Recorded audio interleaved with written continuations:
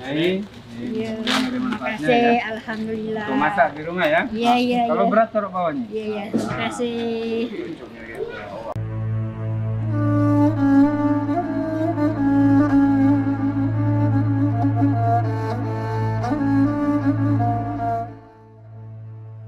حي على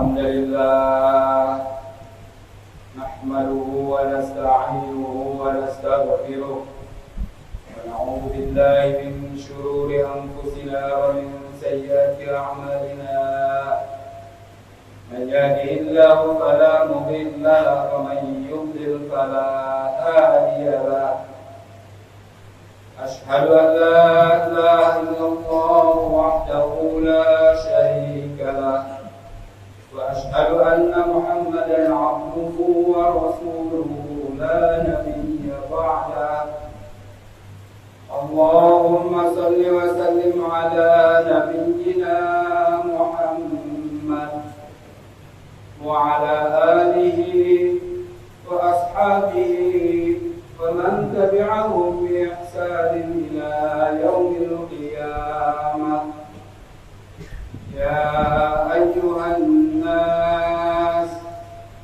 أوصيكم ونفسي بتقوى الله فقد فاز المتقون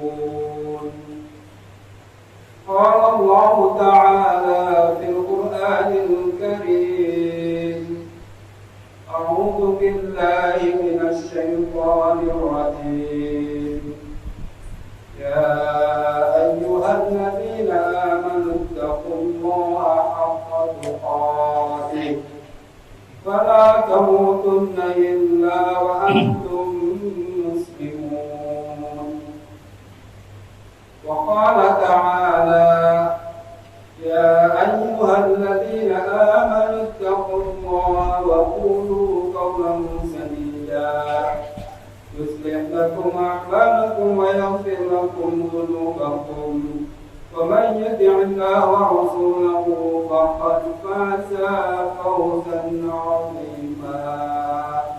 Kemajuan dirahmati Allah untuk memasukkan oksigen ke dalam tubuh saja kurang lebih satu pasien dirawat 10 sampai 14 hari membutuhkan dana tidak kurang dari 150 juta sampai dengan 200 juta. Mari kita renungkan jamaah sekalian, kita semua sejak di dalam kandungan ibu kita sudah mendapatkan suplai oksigen melalui plasenta ibu kita, aliran darah ke dalam tubuh kita untuk memenuhi kebutuhan oksigen dalam tubuh kita. Sampai dengan hari ini, bahkan di saat kita sedang tidur sekalipun, kita tetap bernafas, memasukkan oksigen ke dalam paru-paru kita untuk dialirkan memenuhi kebutuhan sel tubuh kita. Andai kata Allah Subhanahu wa Ta'ala mengeluarkan tagihan akan oksigen yang diberikan kepada kita sejak dalam kandungan sampai usia kita saat ini, niscaya harta yang kita miliki, jabatan yang kita punya tidak akan mampu membayar tagihan oksigen yang dalam 10 sampai 14 hari saja ratusan juta rupiah.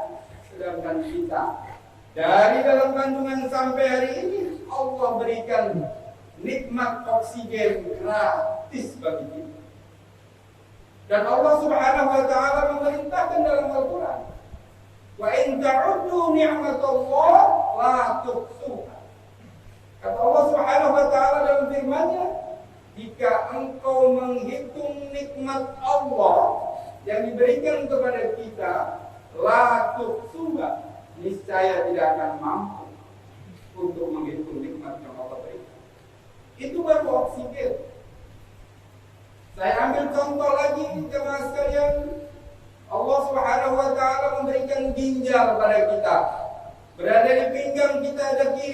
dan dua. Ada saudara-saudara kita yang kemudian ginjalnya mengalami kerusakan total, sehingga dibutuhkan alat ginjal buatan untuk mencuci darah kita dari bahan-bahan racun yang ada di dalam tubuh kita. Satu kali cuci, tagihannya tidak kurang dari 600.000 rupiah. Satu minggu ada yang satu kali, ada yang dua kali dicuci darah. Sadar atau tidak, ginjal kita bekerja 24 jam mencuci, membersihkan darah kita. Sejak kita dalam kandungan terus sampai saat ini, Allah tidak pernah menagih tagihan akan fungsi ginjal yang Allah berikan kepada kita. Ini adalah nikmat yang luar biasa.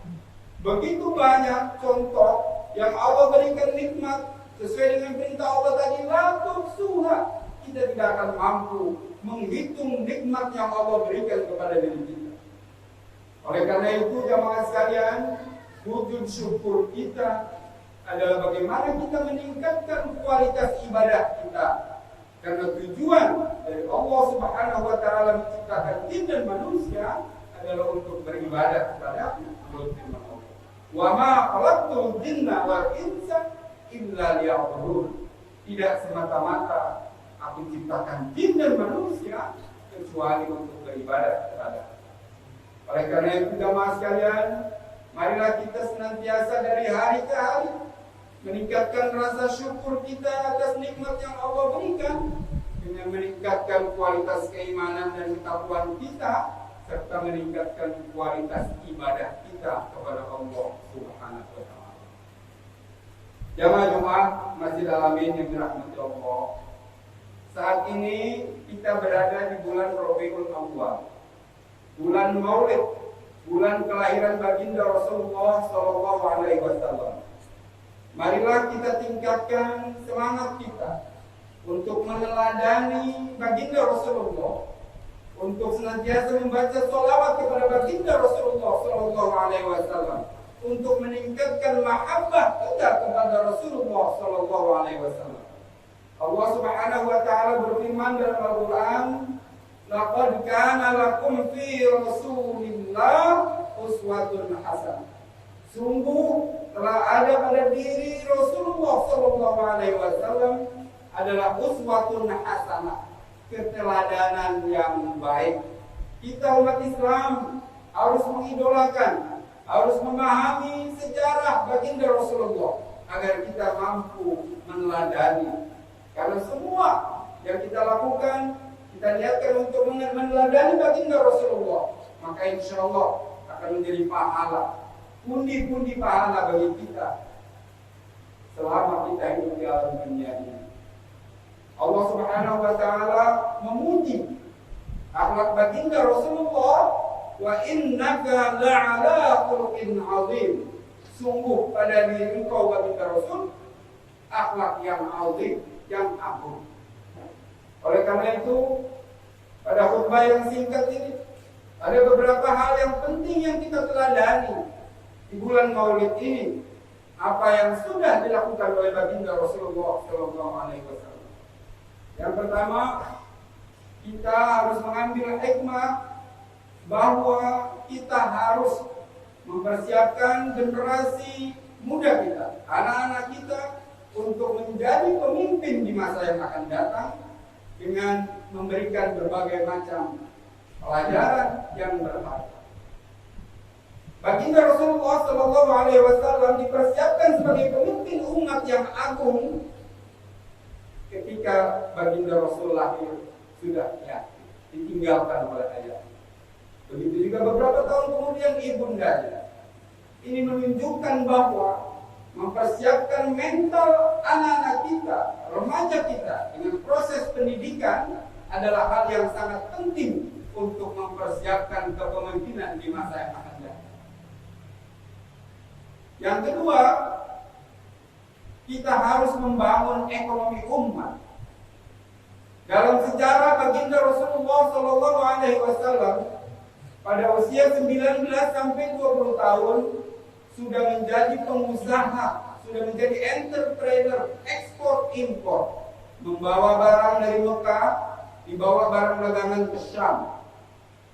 Kemudian barang yang dibutuhkan kota Mekah dibawa dari Syam. Bahkan dalam riwayat dikatakan banyak pengusaha Mekah, orang-orang kaya menginvestasikan hartanya, barang dagangannya kepada Rasulullah SAW untuk diputar dalam usahanya. Karena kejujuran baginda Rasulullah, baginda Rasulullah mendapatkan gelar Al-Amin seperti nama masjid ini. Orang yang dipercaya, orang yang jujur dalam bisnisnya. Maka baginda Rasulullah kemudian di usia muda menjadi pengusaha yang kaya raya. Sehingga pada umur 25 tahun baginda Rasulullah melamar wanita kaya raya di Mekah dengan 20 ekor unta. Unta di zaman itu adalah kendaraan yang paling hebat dimiliki oleh pejabat, bangsawan, pengusaha, orang-orang kaya. Kalau lamarannya saja 20 mobil mewah saat ini, berarti orang yang melamar itu adalah orang-orang yang kaya. Baginda Rasulullah sebagai seorang pengusaha, beliau mempersiapkan diri untuk memimpin masa depan dengan menguatkan ekonomi. Ini hikmah yang paling penting pada kita semua. Menyiapkan generasi muda kita, anak-anak muda kita untuk gemar menjadi entrepreneur. Karena dalam Islam disebut dengan tijarah, transaksi perdagangan. Kalau diibaratkan 10 rizki yang Allah berikan, 9 diantaranya diberikan kepada proses tijarah atau perdagangan. Oleh karena itu, membangun ekonomi umat merupakan kewajiban dan ini dicontohkan oleh baginda Rasulullah SAW. Kemudian pada usia 37 sampai 38 tahun, melihat kehidupan masyarakat Mekah yang jahiliyah, kemudian Rasulullah mengurangi misi dagangnya, sebagian besar waktunya dipergunakan untuk bertahan, menyendiri di Gua Hiro, berzikir. Sehingga wahyu turun pada usia 40 tahun, diperintahkan dengan surat Iqra bismi rabbikal ladzi khalaq. Di situ baginda Rasulullah sudah diangkat menjadi pemimpin yang sudah dipersiapkan dari kecil dengan cobaan, tantangan, dan menyiapkan ekonomi. Beliau berdakwah selama 11 tahun di kota Mekah dengan berbagai macam tantangan dan pengikutnya sangat sedikit, bahkan dilakukan embargo ekonomi oleh kelompok kafir Quraisy sehingga harta baginda Rasulullah yang banyak tadi habis untuk perjuangan. Ini adalah hikmah yang penting, bahwa kita boleh berusaha menjadi orang kaya, menjadi orang yang sukses, tetapi tidak boleh melupakan umat. Kepentingan kita adalah untuk kepentingan umat. Dicontohkan baginda Rasulullah bekerja keras, berdagang, kemudian terkumpul harta. Begitu diperintahkan Allah untuk berdakwah, menegakkan kalimat tauhid, maka misi dagangnya ditinggalkan, waktunya dihabiskan untuk berdakwah, bahkan hartanya habis untuk kepentingan dakwah yang dilakukan oleh baginda Rasulullah SAW. Jamaah Jumat yang dirahmati Allah, hikmah berikutnya adalah menggunakan masjid sebagai sentral perjuangan. Setelah 11 tahun baginda Rasulullah berjuang di kota Mekah dengan berbagai macam tantangan, embargo secara ekonomi menjadi sulit kaum muslimin saat itu, maka diperintahkan untuk hijrah ke Madinah. Di persinggahan pertama di Kuba, baginda Rasulullah membangun masjid yang kita kenal sebagai Masjid Kuba. Kemudian melanjutkan perjalanan ke Madinah.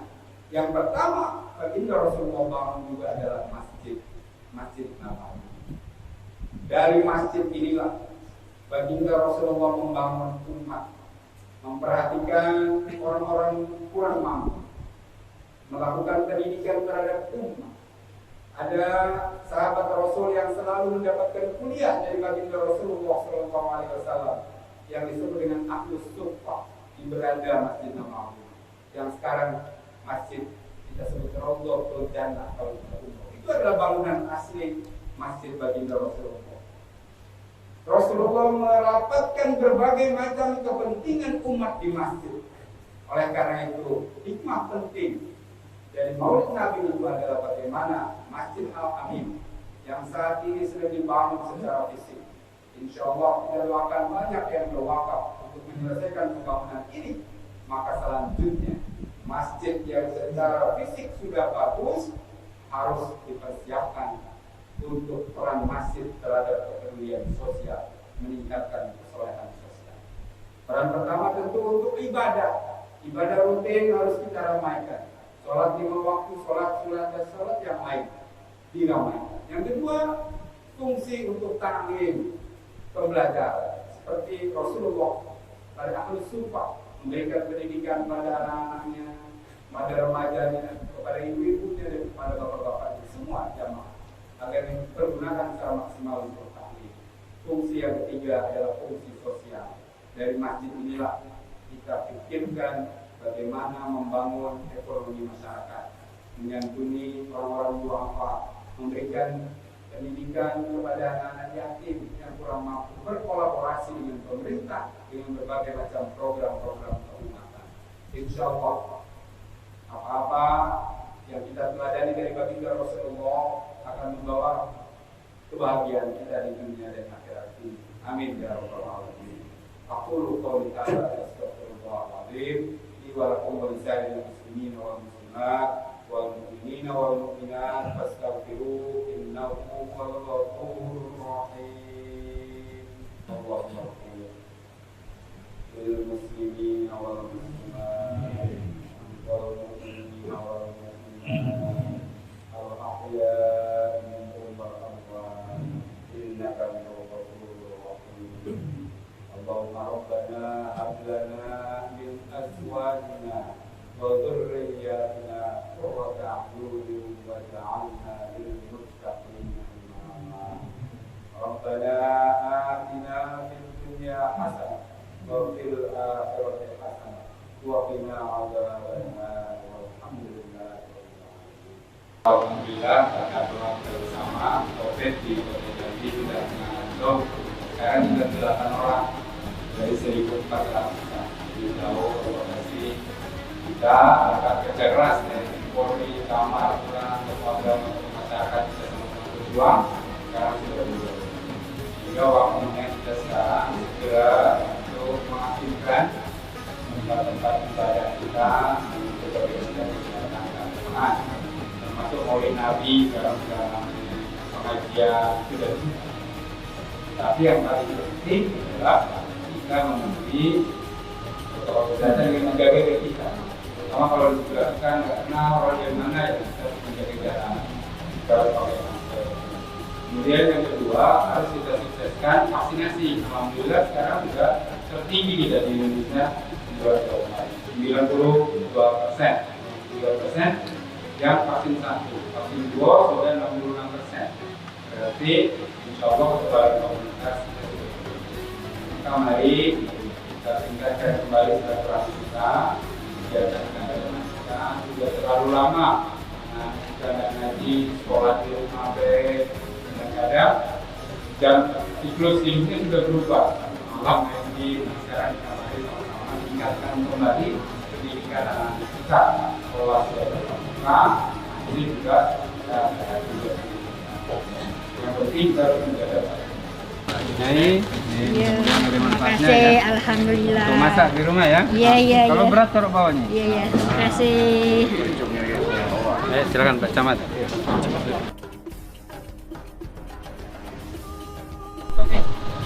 Kasih tahu pimpinan PLN tolong dibantu bayar. Terus diganti yang bungkus. Ya, Pak, ya?